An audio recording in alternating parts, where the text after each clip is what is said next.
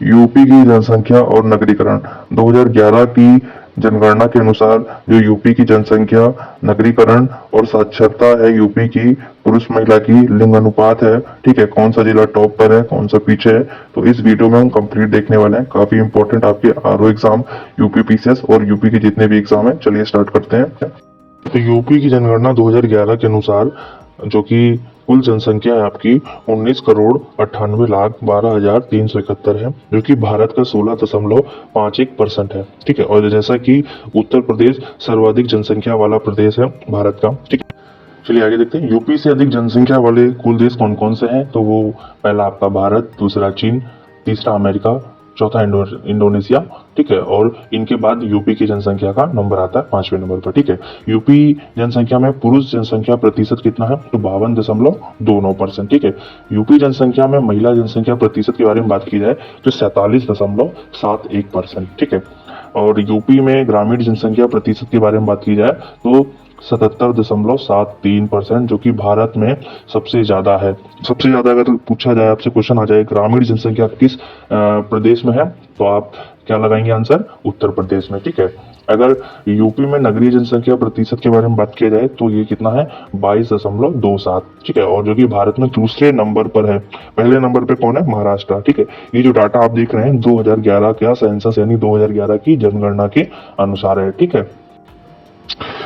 10 की वृद्धि जो कि 2001 से लेकर 2011 के बीच में थी, तो कितनी रही यूपी की, 20.23%। अगर आपसे पूछ लिया जाए कि यूपी की 10 की वृद्धि, अगर आपसे क्वेश्चन आता है तो 2001 से लेकर 11 के बीच की 10 की वृद्धि क्या थी, तो आप क्या आंसर लगाएंगे, 20.23%, ठीक है। यूपी जनसंख्या घनत्व अगर बात किया जाए तो कितना है, 829 स्क्वायर किलोमीटर, ठीक है। और भारत का जनसंख्या घनत्व कितना है, 382 स्क्वायर किलोमीटर, ठीक है।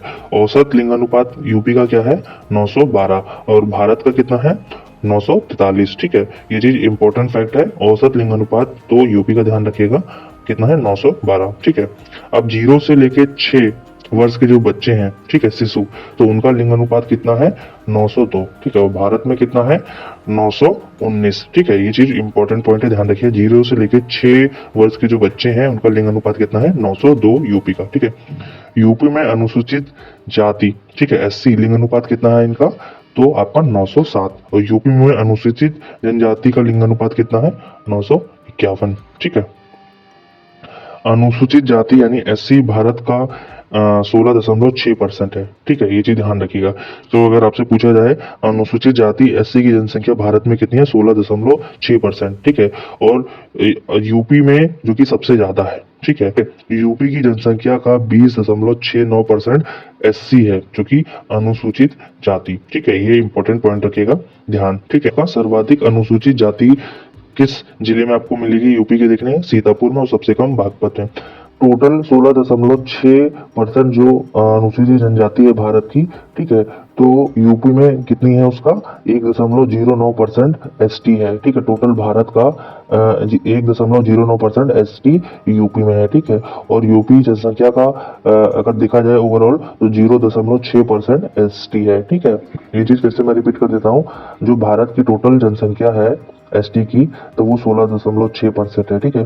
और यूपी में जो आपको एसटी की जनसंख्या है वो भारत की कुल एसटी का 1.09% है, और यूपी की जनसंख्या का 0.6 है एसटी, ठीक है। सर्वाधिक एसटी आपको कहाँ मिल जाएंगे, सोनभद्र में, और सबसे कम आपको कहाँ मिलेंगे, बागपत में, ठीक है।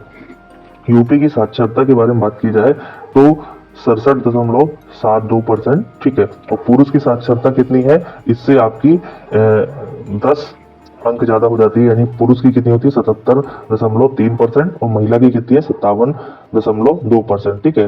तो आपकी यूपी की साक्षरता है 67.72, तो इसमें 10 ज्यादा कर देंगे तो पुरुष की हो जाएगी, और 10 कम कर देंगे तो महिला की हो जाएगी। तो सर्वाधिक जनसंख्या वाले जिले के बारे में अगर बात की जाए तो प्रयागराज आपका नंबर 1 पर है, दूसरे नंबर पर आपका मुरादाबाद है, तीसरे नंबर पर आपका गाजियाबाद है, और चौथे नंबर पर आपका गाजीपुर है, 5वें पर लखनऊ है। क्वेश्चन आता है कि सर्वाधिक जनसंख्या वाले जिले कौन से हैं। अगर आपको अरेंज करना हो तो आप अरेंज कर लीजिए, ध्यान रखिएगा प्रयागराज नंबर 1 पर है, ठीक है। चलिए बात करते हैं न्यूनतम जनसंख्या वाले जिले। तो सबसे कम जनसंख्या यूपी में किस जिले में है, महोबा। फिर उसके बाद कौन सा आता है, चित्रकूट में थोड़ी उससे ज्यादा है, फिर हमीरपुर में थोड़ी उससे ज़्यादा है, श्रावस्ती में उससे थोड़ी ज़्यादा है, ललितपुर में थोड़ी उससे ज़्यादा है। तो सबसे कम अगर पूछा जाए किस जिले में जनसंख्या है तो महोबा। तो आपको अरेंज करने के लिए आता है, ठीक है। तो ध्यान रखिएगा इन 5 जिलों को, ठीक है।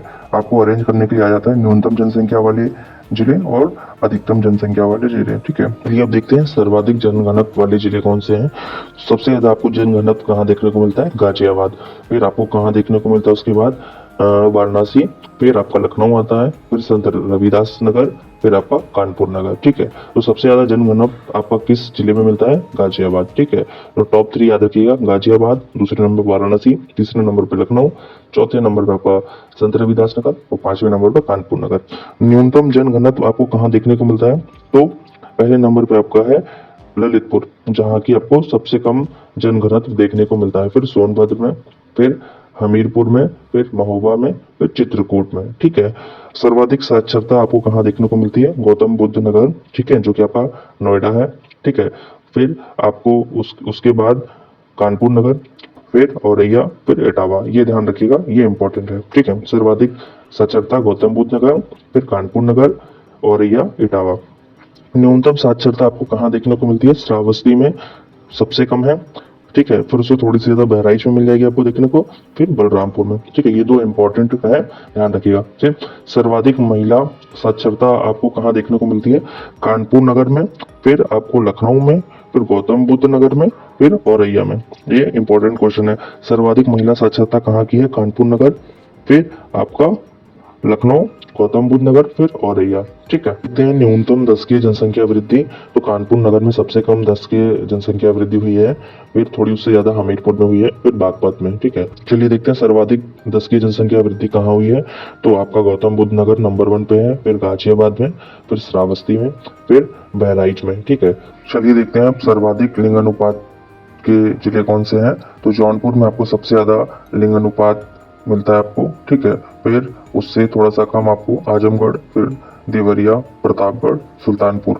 अगर क्वेश्चन आ जाए उत्तर प्रदेश का सर्वाधिक लिंग अनुपात वाला जिला कौन सा है, तो जौनपुर है, ठीक है। न्यूनतम लिंग अनुपात वाले जिले कौन से हैं?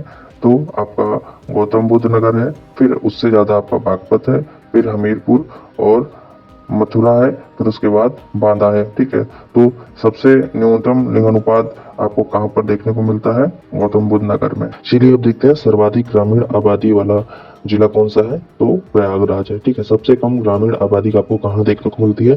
गौतम बुद्ध नगर यानी नोएडा में, ठीक है। सर्वाधिक शहरी आबादी आपको कहाँ देखने को मिलती है? गाजियाबाद। और सबसे कम शहरी आबादी वाराणसी, ठीक है। ये इंपॉर्टेंट पॉइंट है, ध्यान रखिएगा, ठीक है।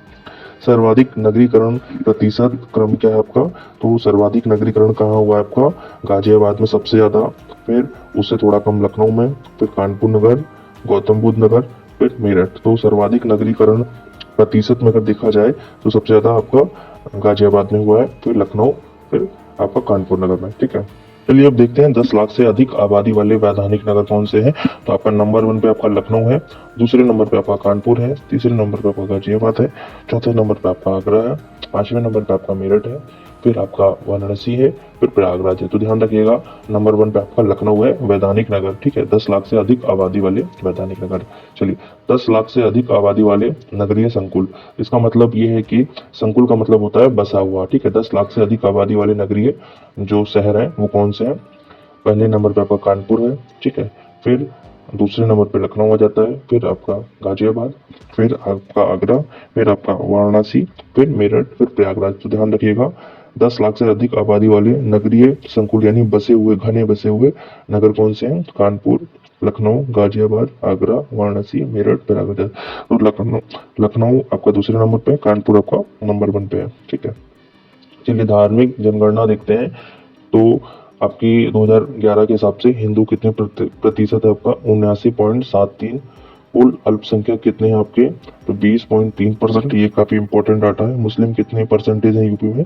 19.26। सिख 0.32%, ईसाई 0.18, जैन कितने? 0.11%, बौद्ध कितने हैं? 0.10% और अन्य कितना है? 0.01।